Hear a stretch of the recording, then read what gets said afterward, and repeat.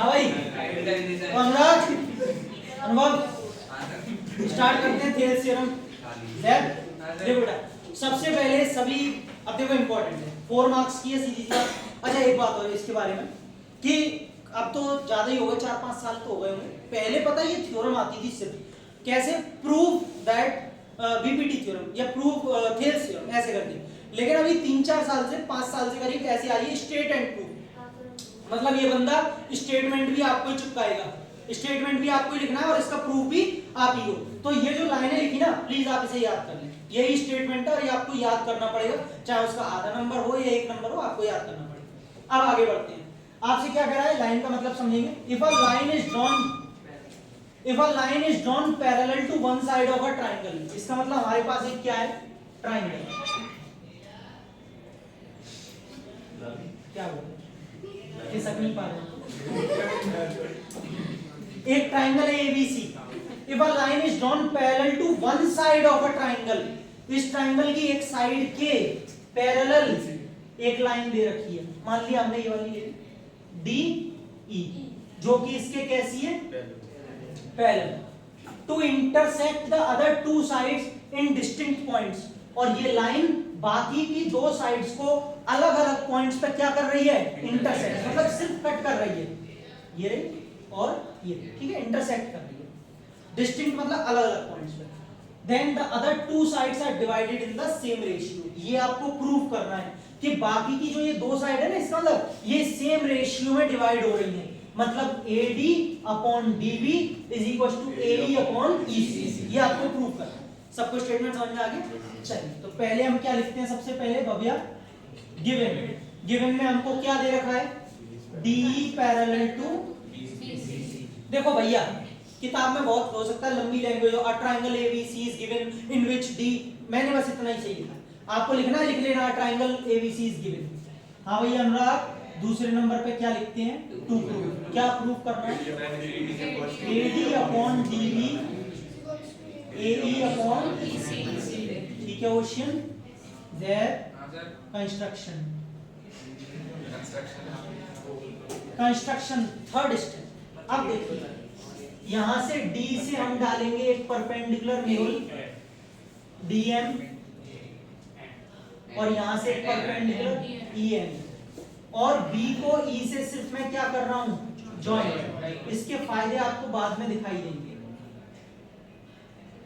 ठीक है, इसके बेनिफिट्स आप बाद में देखिए, इसको सिर्फ जॉइन हमने क्या किया है ड्रॉ DM परपेंडिकुलर। अब देखो एक बात और, कुछ लोग कहते हैं DM परपेंडिकुलर टू AE, अरे तो AE पे परपेंडिकुलर तो AC पे नहीं है, AC पे भी है AE पे भी, कुछ भी बोलो एक ही बात है, ये लो। और EN को किस पे परपेंडिकुलर डाला है गुड, कोई यहाँ पे बहस करे AB नहीं है AD है तो बोलना हाँ AD है, एक ही बात है, AD या AB एक ही बात है, ठीक है, परपेंडिकुलर दोनों पे। और भैया आपने एक काम और किया है जॉइन BE एंड CD, आपने इनको भी तो ज्वाइन किया है BE और CD को, यहां तक सबको समझ में आ गया। अब हम करेंगे इसका टारगेट सेट, देखिए हमको AD अपॉन DB लाना है राशि, AD का मतलब इसने यहीं तक इसी ट्राइंगल तक रेस्ट्रिक्ट कर दिया हमको कि बस ADE की बात करना, अब ये AD की बात हो रही है। एरिया नाम की चीज सुनिए, एरिया ऑफ ट्राइंगल क्या होता है, simply half base into height. अब बोले इसकी बात क्यों कर रहे हो, पहले आप ही बताओ, क्योंकि AD मुझे चाहिए, ये बेस का काम करेगा। बोला क्यों बेस का काम क्यों करेगा, क्योंकि इस पर एक क्या पड़ी हुई है हाइट, जब हाइट मैंने देख ली इसका मतलब ये बेस का काम करेगी, तो बेस और हाइट आ रहा है तो कहीं ना कहीं मुझे इसमें यही वाला फॉर्मूला लगाना पड़ेगा। नीरज बोला लगा दो, एरिया ऑफ ट्राइंगल ADE कितना हाफ बेस इनटू हाइट होता है, सिंपली फॉर्मूला नहीं लिख रहा हूं, बेस की जगह AD और हाइट की जगह, कोई डाउट तो नहीं किसी को। चलो अब इतने में विवांशी ने देखा कि AD चाहिए था, AD आ चुका है, तो अब हमको क्या चाहिए BD, तो BD के लिए हमने कौन सा ट्राइंगल लिया BDE, डार्क करूं क्या इसको, अरे ये वाला ट्राइंगल है BDE, ये वाला ट्राइंगल, ठीक है, ये वाला, यहां से हमें BD मिल जाएगा, समझना area of triangle BDE half base कितना बीडी, ऐसा बोला। लेकिन मैंने क्वेश्चन किया बीडी पे कौन सी परपेंडिकुलर है जो बेस को बीडी लोगे। अच्छा बताओ इसमें कौन सा इसमें कौन सा बेस है? Sir be. बी बेटा, जब मैंने ट्राइंगल ही बीडी लिया है तो बी बीडी ये, तो इसमें परपेंडिकुलर बता, हाँ वो बताओ, हाइट बताओ। एनी सक्षम कह रहा है एनी। एल कहाँ है इस फिगर में? एनी बेटा वो कह रहा है एनी। सक्षम बीडी बेस है, ये मैंने आपकी बात मानी, लेकिन ये तो एनी जो है वो इस ट्राइंगल से बाहर जा रही है, तो ये इस पे हाइट कैसे हो सकती है? तो ट्राइंगल के अंदर भी नहीं है। खैर मैं वीडियो में टाइम वेस्ट ज्यादा नहीं करूंगा, वरना इस पे थोड़ा सा हंसी मजाक करते, मजा भी करते, लेकिन अभी मजा नहीं कर पाएंगे। वो बोल सही रहा है, एनी ही लेंगे, लेकिन इसका कॉन्सेप्ट क्या है वो आप समझे। पहले लिख दूं मैं बेटा, बेस क्या है? बीडी, और इस पे हाइट क्या है? ईएन। बोले सर कैसे पॉसिबल, कैसे? आप वो समझाओ ये सारी चीजें। एक्चुअल बीडी आप देख रहे हैं, बीडी ये एक ऑब्ट्यूज एंगल्ड ट्राइंगल है। अब इसमें तो किसी को डाउट नहीं है, ये वाला एंगल 90 से ज्यादा होगा, ऑब्ट्यूज है, क्योंकि ये एक्यूट एंगल है तो इधर वाला ऑब्ट्यूज बनेगा। अंडरस्टूड है?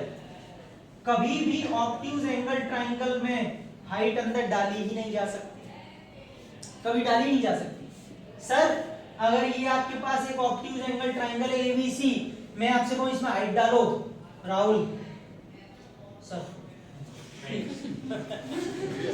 चल जाइए ना, मैंने भी राहुल की तरफ देख के कहा ठीक है। इतने में हमारे आदित्य गर्ग साहब बोले सर ऐसे डाल दो, ये सही है, ये सही है। अब आप कहेंगे ये ट्राइंगल के अंदर हाँ नहीं आ रही है, और नहीं आती है। ऑब्ट्यूज ट्राइंगल में हाइट कभी भी इसके अंदर नहीं आती है, एल्टीट्यूड। इसके बेस को जब आप बढ़ाएंगे तो इसमें जो आपने शॉर्टेस्ट साइड डाली है वही इसकी क्या कहलाएगी? हाइट या altitude. Altitude is always the shortest distance between a point and a line. तो बेटा इसकी साइड को बढ़ाओगे तब पड़ेगी। इतना बात सबको समझ में आ रही है? तो हाइट ऐसा जरूरी नहीं है कि इसके अंदर ही होगी, बाहर भी हो सकती है। ऑब्ट्यूज में तो बाहर ही होती है, तो इसीलिए इसकी साइड को ओशियन बेस को जब हमने आगे बढ़ाया, प्रोड्यूस किया, तो ये इस पे क्या डाली जा रही है? हाइट। तो ये बिल्कुल सही है। सबको समझ में आया? अच्छा, अब मयंक बोले सर अब इसके आगे क्या करें, समझ में नहीं आ रहा, क्योंकि ये किस में चाहिए? रेशियो में। इसका मतलब मुझे भी इनका क्या कर देना चाहिए? मैंने यहां से ADE upon area of triangle BD, मैंने भी क्या कर दिया? इनका रेशियो। सुनना, इधर ट्राइंगल का साइन लगाना भूल गया हूं, लगा लेना, जगह नहीं है। Half ADEN half BD EN, क्या कट जाएगा? क्या बचेगा? इसको क्या मान लूं? वन मान लूं। फर्स्ट इक्वेशन सही है। मेरे पास 2 का रेशियो आ गया। ऐसे ही मैं अभी 2 का रेशियो निकालूंगा, पहले जगह नहीं है, आप नोट कीजिए तब आगे बढ़ते हैं, फिर आगे बढ़ते हैं। करिए नोट। हाँ भाई, तो देखें इधर का हमने सब कुछ साफ कर दिया, लेकिन इधर का जो रिजल्ट था वो ये रहा, वो ये रहा देखने के लिए, ये रहा। ठीक। हाँ भाई, अब हम चलते हैं। अब राहुल जी ने सोचा AE अपॉन EC। AE के लिए कौन सा? यही वाला ट्राइंगल। फिर से हम किस पर पहुंचेंगे? अगेन इस ट्राइंगल पे, एरिया ऑफ ट्राइंगल AD। अब भैया ट्राइंगल का साइन नहीं लगाया, आप लगा लेना है ना। हाफ बेस कितना? AE, हाइट कितनी? DM साहब, ठीक। AE DM चलेगा। दूसरा राहुल जी, यहाँ पे EC चाहिए। EC ये DEC, area of triangle DEC। Base कितना? EC, और हाइट कितनी? अब तो समझ गए, फिर से समझाने की जरूरत ही नहीं है, क्योंकि इसकी साइड को प्रोड्यूस किया तब पड़ा। हाँ भाई, दोनों का क्या कर दें? ADE अपॉन DEC क्या कर दें? रेशियो, डिवाइड कर दिया। AE अपॉन DM, क्या कह रहा? काटा पीटी, चलो काटी पेच। DM से DM हाफ से क्या आ गया? AE upon EC। लेकिन सुनो, मन तो कर रहा होगा कि इसे सेकंड इक्वेशन मान ले, लेकिन मानना नहीं, फर्स्ट मान रखिए। सही है।